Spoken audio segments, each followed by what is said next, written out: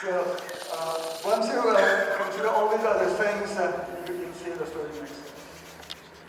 So the cultural paradigm begins with a misunderstanding of what it is about a musical sound that you're trying to reproduce. I wish I could be a bit closer to this.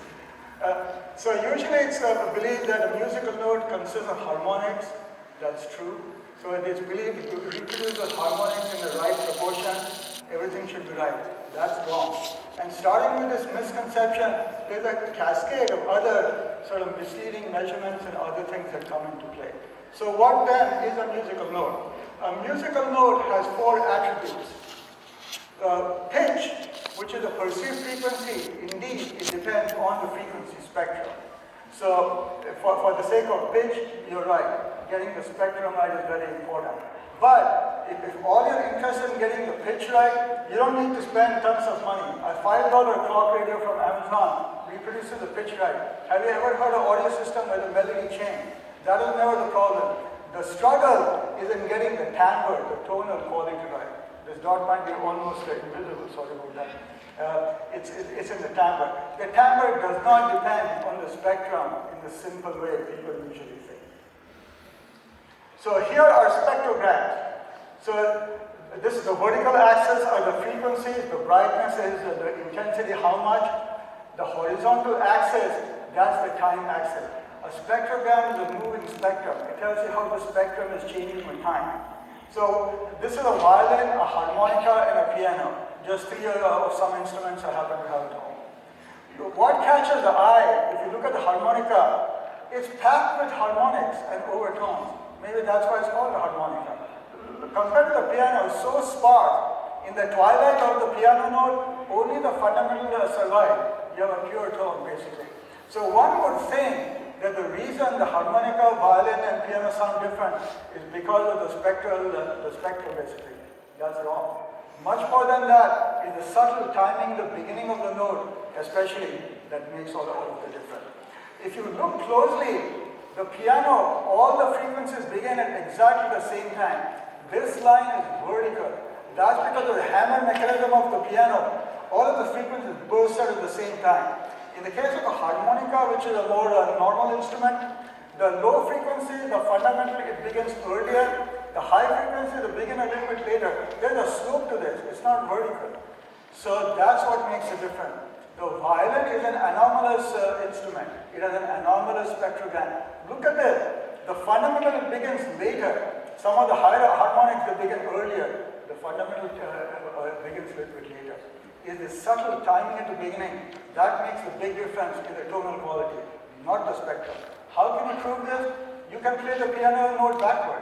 If you play the piano like right to left instead of left to right in time, fundamental start first, then this harmonic, and so on. It starts to look like a harmonica. The spectrum will not look like a harmonica, but the timing looks like a harmonica. Let's say this thing is going to work now.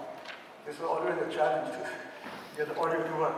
So in the top, you have a piano notes played normally in time. So let's listen to them. You see? Now let's play the same note, exact same note, backwards in time. The spectrum is exactly the same. There's the spectrum on the right hand side. It's exactly the same. But listen to this. You see, I'll play them again. The forward and the reverse. You see, the spectrum is exactly the same. So like the same light, timing is everything. In fact, an interesting experiment was done by this gentleman. Oh my goodness, what happened? Was done by this fellow Berger. What they did is they recorded his wind instruments, clarinet, saxophone, trumpet, and so on. They cut the beginning and end of the note, just a tiny bit. So 95% of the note is still there. You cut the beginning and end, so that delicate timing information is gone. These professional musicians could not guess their own instrument. When they played a flute, one person got it right. 6 people thought it's a saxophone, 5 people thought it's a trumpet. So this shows, these people listen to the instrument every day. They couldn't recognize their own instrument just by removing some small timing. The spectrum had hardly changed. How important is the frequency spectrum? That's the point. There's more to that. So, since the spectrum is so important, we just said that the timing is more important than the frequency. What's the connection between the two? Sometimes nothing. Usually in physics and engineering, you think that the time goes up. Oh my God.